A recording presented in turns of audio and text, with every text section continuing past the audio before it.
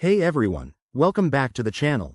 If you're diving into the world of crypto in 2025, you might need to move your Bitcoin from one exchange to another. Today, we're tackling how to withdraw Bitcoin from Exmo to Kucoin. This process is straightforward, but always remember, crypto transactions are irreversible, so double-check everything to stay safe. Let's jump right in. First things first, make sure you have accounts on both Exmo and Kucoin, and that you've enabled two-factor authentication, 2FA, on both for added security. This step is crucial to protect your assets from potential hacks. Step 1. Log into your Exmo account. Once you're in, navigate to the Wallet or Funds section. Here, you'll see a list of your cryptocurrencies, including Bitcoin.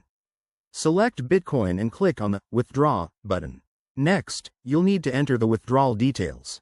This is where you paste your Kucoin Bitcoin deposit address.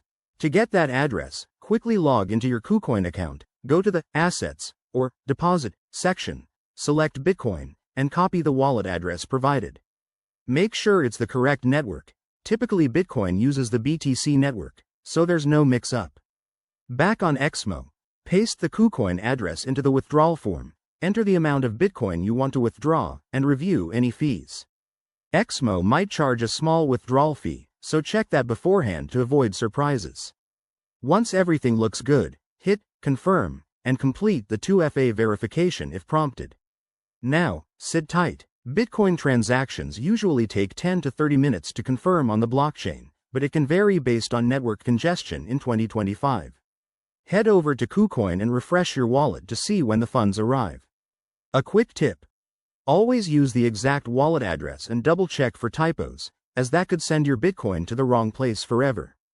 Also, keep an eye on gas fees or network updates, as crypto evolves rapidly.